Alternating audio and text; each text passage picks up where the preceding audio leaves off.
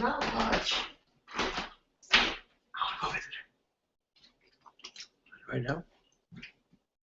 Go. Depends. Did you already change? Okay, right now.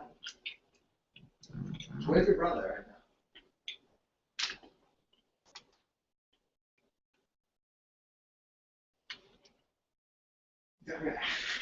That's not the question I asked. Did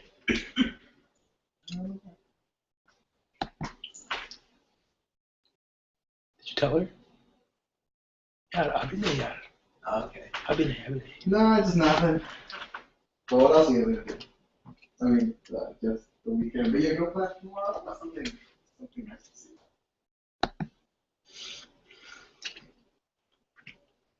Oh, who's where are you meeting?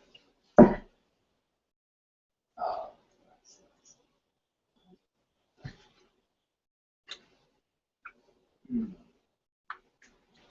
No, I'm just wondering.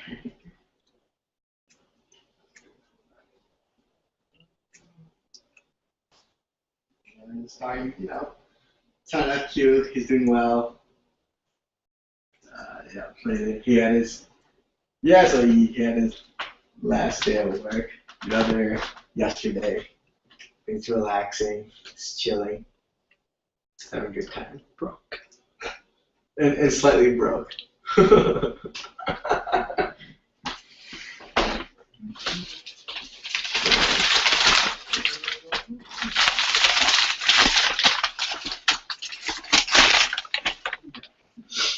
Hopefully not. Maybe we'll just have to tell him to stay off those Taco Bell's burritos. Yeah, that's true. Maybe stay off the Giovanni's then. We guess. Nice. What else is good? I got cigarette. Yeah, I'm hard on the chance. You should really go. Not tonight. Wait, what was that?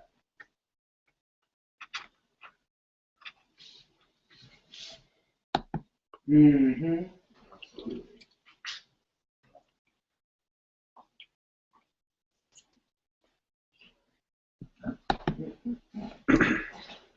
Well, that's good then.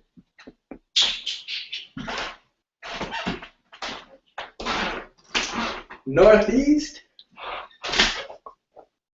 Not the moment. I mean, is there any reason I should be coming? Just wondering.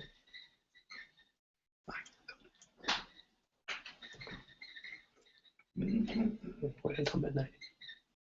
Can you wait until midnight? Fine, we'll go then.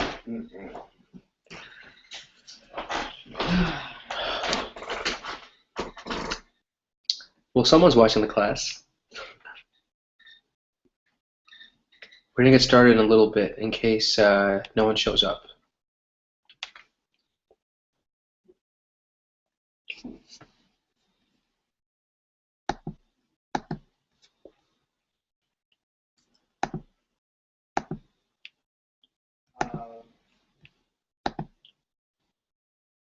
I think you're out of it. I think you're out of it. Is Giants open right now? Or safe right?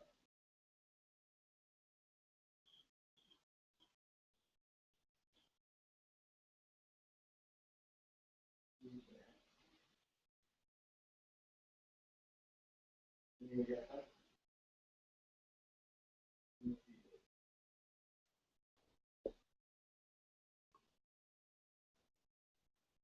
What's in the building?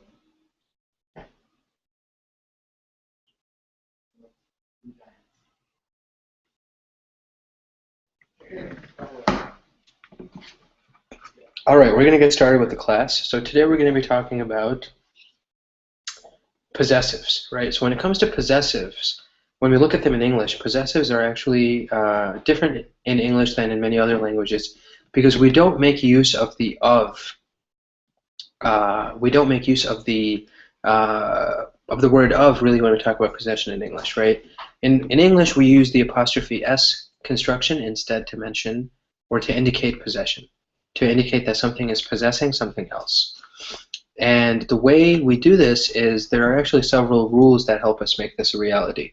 The first of which is if you have a word that ends in any letter, any noun that we have that doesn't end in S, right? If it's just a noun, a normal noun that doesn't end in S, we can go ahead and add the apostrophe S at the end to make it a possessive noun, right? For example, the cat's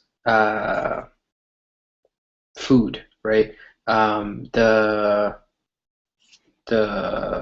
mom's pan, right? My dad's car, right? So whenever we have the noun with another apostrophe S constructed or attached to it, we call that a possessive noun. And that's the most common way that we construct possessives in English. We have the noun, and then we have an apostrophe S attached to it to create the possessive noun. If the noun is singular, so if a noun doesn't end in S, we always add apostrophe S. If the noun is singular, then we will always add an apostrophe S as long as it doesn't end. Well, actually, if the noun is singular, we always add the apostrophe S. So that's the first part. The second part is if it's a plural noun, so let's say it's like cats, right, C-A-T-S, then to show possession, we would just put the apostrophe. We would not put an apostrophe S. So the way we do it is just like we talked about. So, for example, with any other noun, it would be dad, apostrophe S. Cat, apostrophe S. If it's a word that is plural, that doesn't end in S, like let's say people, that we can just add an S to the end. If it's singular and ends in S, okay, then we also add an apostrophe S. So it can be a person. It could be, let's say, Chris. We say Chris's, right? Chris's backpack, right? And then we also have, for example, let's say if it's a plural that ends in S, if we have a plural that ends in S, then we just put the apostrophe. So let's say the dog's toys, okay? The dog's toys. Because in this case it's plural, we are using just the apostrophe to indicate that it's possessive and that the toys belong to the dogs, right? So that's really the difference when it comes to this construction. We have dad, singular noun. Any singular noun, we add an apostrophe S, right? Even if it ends in S. When we have a plural noun that ends in S, however, we have to attach just the apostrophe. So I hope that makes sense. That's the first part of the lesson. The next part of the lesson is looking at examples of that situation, right? So we have two types of possessives in English. We have the possessive adjective as well as the possessive noun, as well as the possessive pronoun, excuse me.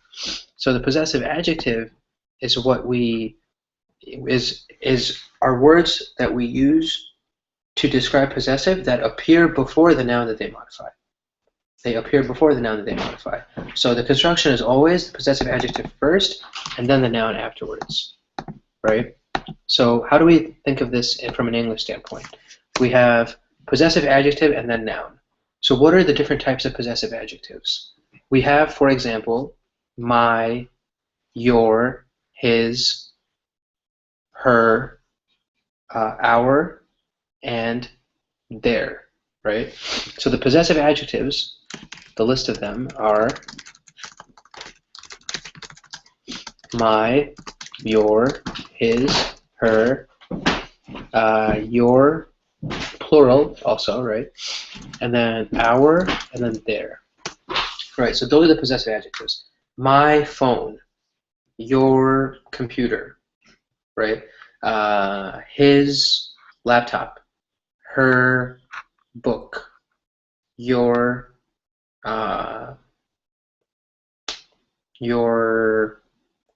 video game, this is your for more than one person. Our house, their car, right? So these are all examples of how we use possessive adjectives, they always come before the noun. Possessive adjectives always appear before the noun. Okay? So now, looking at it from another perspective, what is a possessive pronoun? A possessive pronoun is a word that we put, another type of word that we use to make possession, and they are always placed after the noun, unlike the possessive adjective. The possessive adjective appears before. The possessive adjective appears after the noun that we are talking about. So, what's an example? Let's say we have a sentence like, Frank loves his, Frank really loves his fish. Okay? Those fish are his. Frank really loves his fish. Those fish are his. Right? So in this particular example, we see that his is the possessive pronoun, right? It follows the noun. Those fish, so fish is the noun, are his. Those fish are his. His is the possessive pronoun, right? So what is the list of possessive pronouns that are possible in English then? We have, for example, those fish are mine. So we have mine. Those fish are yours. We have yours. Those fish are his. Those fish are hers, right? So possessive adjective, we saw her. Possessive pronoun, we see hers. That's a difference. Those fish are hers. Those fish are yours. Once again, if it comes to your plural, you're talking to more than one person, right? And last but not least, we have two more examples. Those fish are ours, right? So those fish are ours, and those fish are theirs, right? So theirs is the last type. So we have several of these examples here listed out, and usually just looking at it from an English perspective, we can design these sentences in the most appropriate manner that we like, right? They don't necessarily have to follow a certain convention. We can have possessive adjectives or possessive pronouns in sentences so long as they make sense, so long as they are, so long as the sentence makes sense using them and the understanding of the possession is not incorrect, right? So that's how we use possessive adjectives and possessive pronouns from an English standpoint, right? So that's the first thing we should know about. And in terms of the other aspects of how possessive pronouns are important, we use them mainly if we are talking about, let's say, maybe a list of different things. It makes more sense to use possessive pronouns, right? If you're saying, for example, those toys, video games, trinkets, and everything else that you see here are his, right? That way you can combine a lot of different things in the first part of a sentence, and at the end put the possessive pronoun and still indicate possession that way, right? It's a little bit cleaner than saying, these are my video games, toys, trinkets, and games, right? Both of them are correct, but you can be a little creative in terms of how you indicate which one is what, right? So that really is the grammar lesson. There's really nothing else to really mention from this grammar lesson. Unfortunately, nobody has joined the class yet, but I think it's appropriate to move on to the discussion of the article so that we have a little bit more of an understanding of where we can use this in a grammar and conversational standpoint, right? From a grammar and conversational standpoint. So let's think of it that way. I'm going to screen share this article so that we can all take a look at it. And it's an interesting article because we are discussing today the idea of sharing medical information on Wikipedia, relevant medical education on Wikipedia, right? You can find many types of information on Wikipedia. Most of it, I think, because it's peer edited and because it has a certain level of, there's a level of censoring the information, there's a level of finding out whether the information is correct.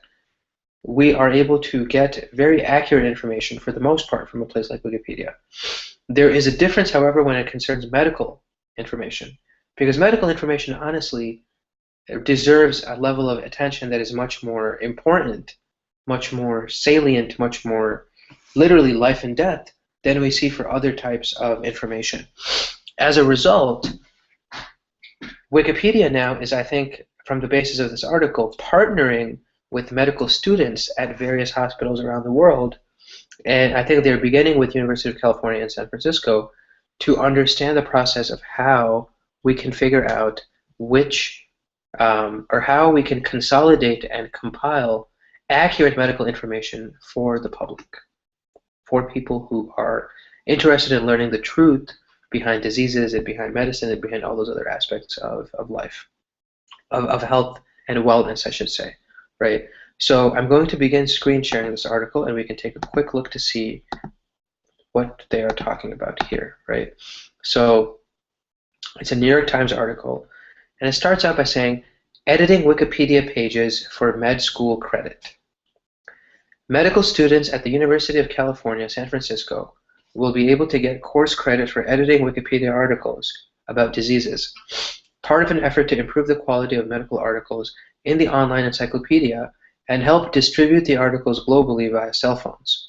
While professors often incorporate Wikipedia work into classes, hoping that student research can live online, the university and others say this is the first time a medical school will give credit for such work.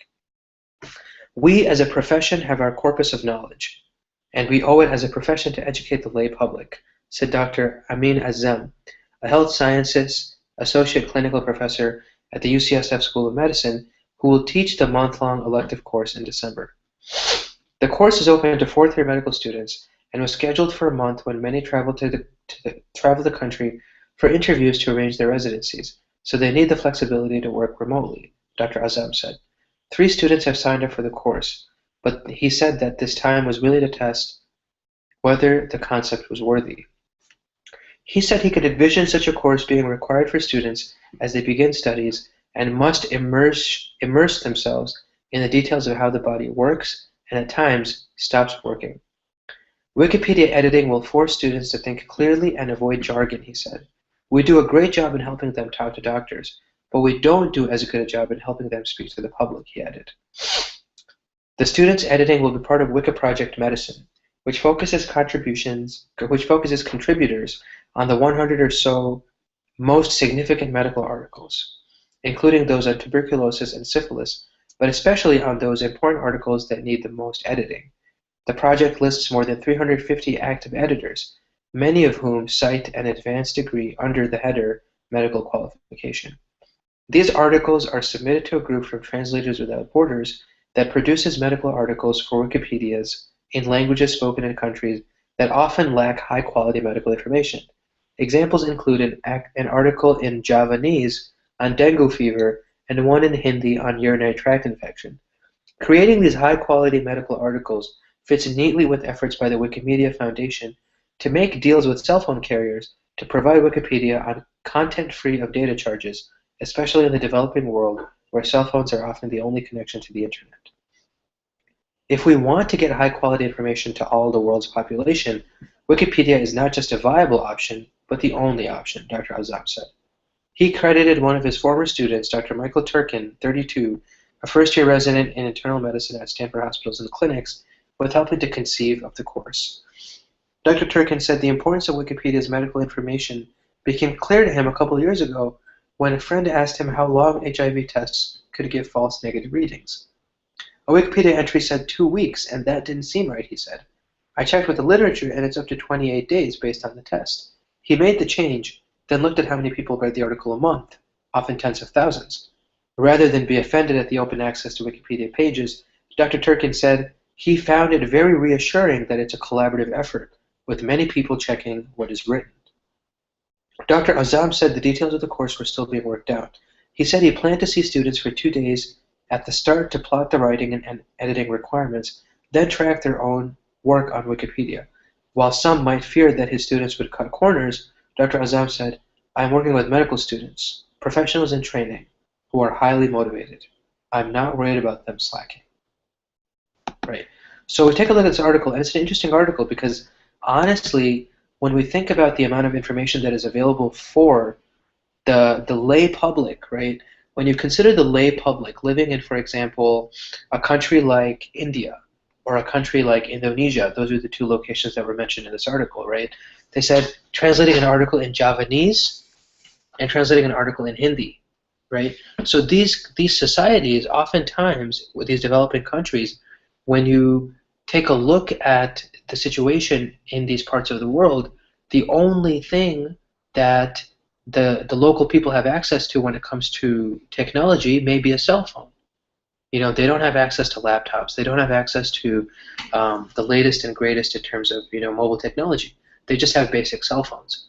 So part of the Wikimedia Foundation's effort in terms of enabling this medical education to spread to these areas of the world that need it the most is to partner with cell phone organizations, with mobile phone operators and companies to make this information data free, right? As in, as long as you have a cell phone and it has batteries and it's charged, you can access Wikimedia Foundation articles on health topics, right? On health topics that are important for people to know about, such as tuberculosis, such as medical tests, such as basic diagnosis information, right? Basic figuring out, what do I have? Is this serious? How long have I had it? What are my next steps, right? So this is something that's actually very interesting because in the United States, and I think many other developed societies, we do have a lot of online literature for medical information. We have a website called WebMD, right? WebMD is a very popular website for many people because you are getting access to medical education, medical information, literally completely free. And these are doctors that are writing these articles. It's being peer edited, it's being peer reviewed. So the information is very accurate from a health standpoint, right?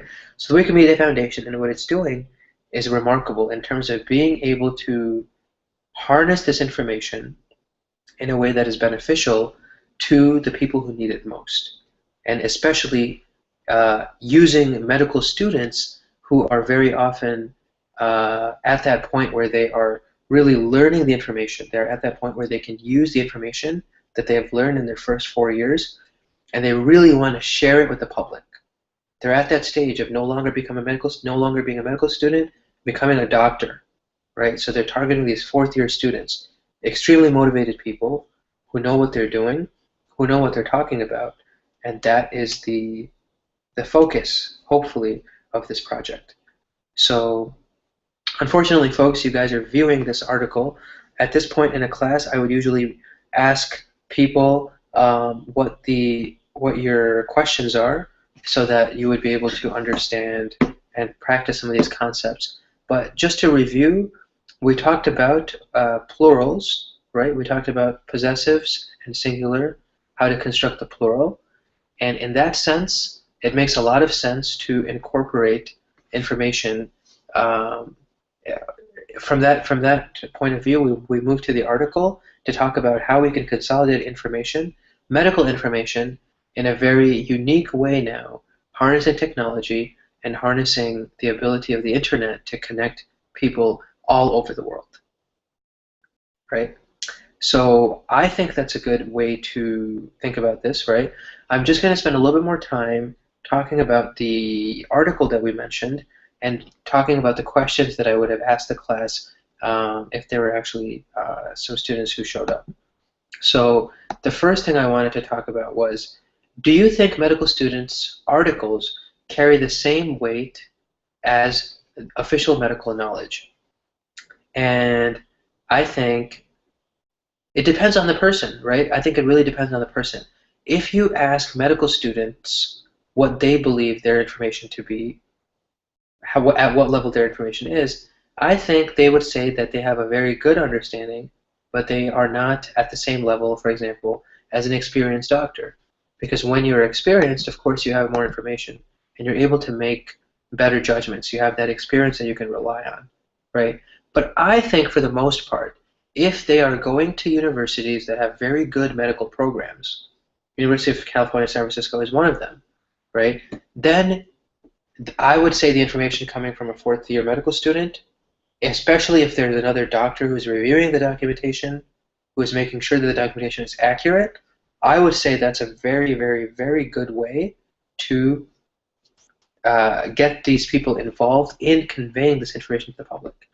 Not only that, I think it's a very noble thing that they're doing in order to be able to get this information to people all over the world, right? And using technology in that sense. So that's number one. Number two, how is this approach to enabling education beneficial for the greater community? How is this beneficial for the greater community? Well, I think it's extremely beneficial, right?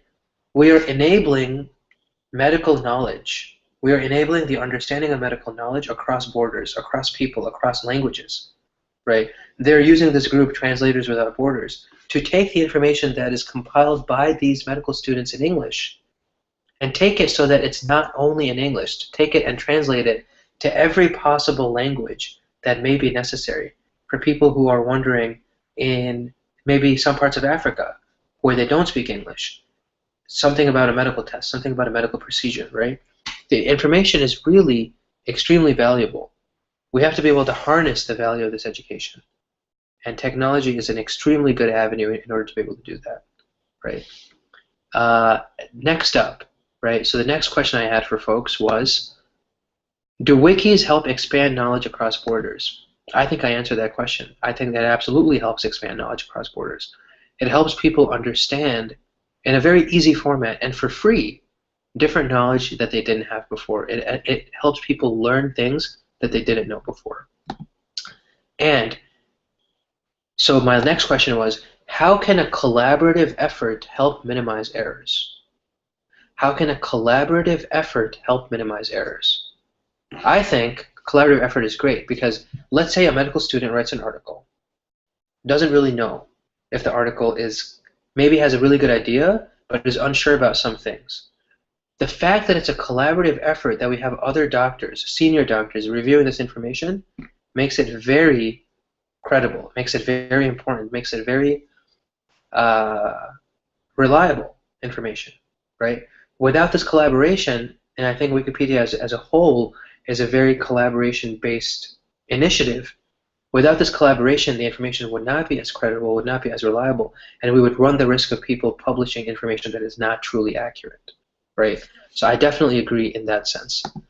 Next but not least, last but not least, I should say, what are some other fields in which knowledgeable people can contribute to expanding people's understanding of other fields, right?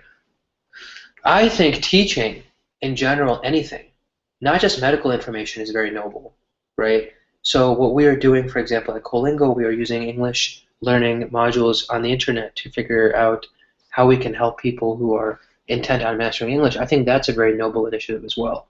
I think organizations like the Khan Academy, for example, right? Long distance learning enabled through technology, right? Teaching, you can learn anything from trigonometry and geometry to very high level math, right? Or basic English or basic science, right? All of these topics can be covered over the internet in a way that allows collaborative learning, in a way that enables people to sit from the comfort of their desks at home and learn and receive a world-class education and receive really accurate information from one of the best sources, right? Either you have medical students from the best universities or you have information coming from very reliable sources, right? Credible sources, peer-reviewed sources. That, I think, is a secret. That, I think, is how we can enable language to disperse and diffuse across borders, across languages, across cultures, instead of being relegated to certain websites, certain languages, certain people, certain technologies. So thank you very much for being a part of this class. Until somebody joins, I'm going to be remaining, I'm going to keep the class open, and I will switch to the screen share mode in case folks want to take a look at the article or review some things here. I'm not sure if you guys have access to the chat window, but thank you for joining, and I look forward to speaking to you again, and I look forward to speaking to you, not again, but for the first time, and also getting a chance to share in our mutual knowledge and mutual understanding of different topics. So thank you very much, folks, and have a great rest of the day.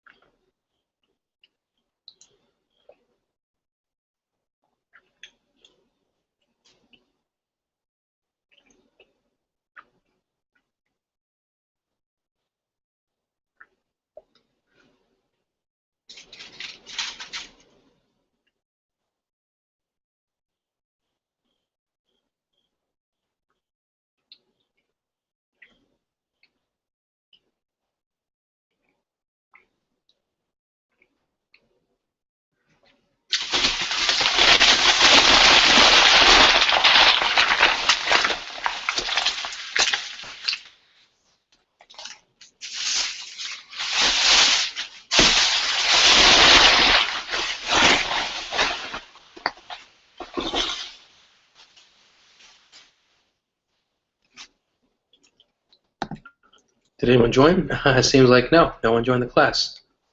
Alrighty, we'll be right back.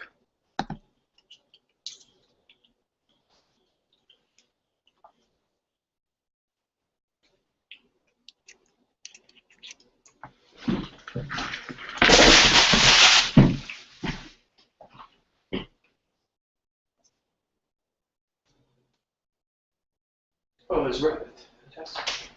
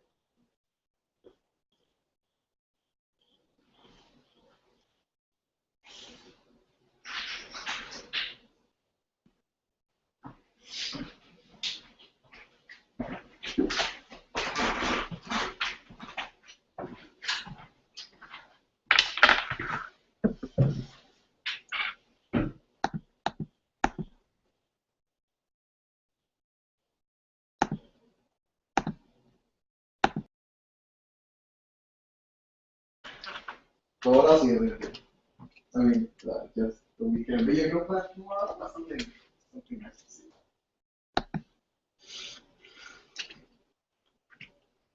Oh, who's the? Where are you meeting? Oh, nice. Hmm. That was the one.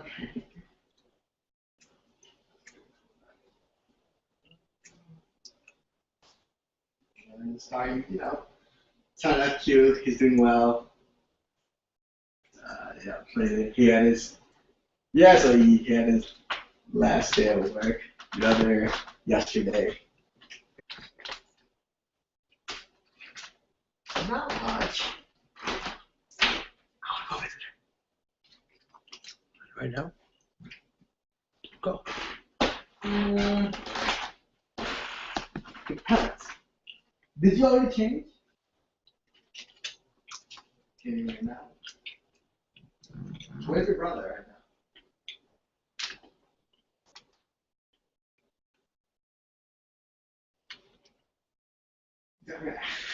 That's not the question I asked. Did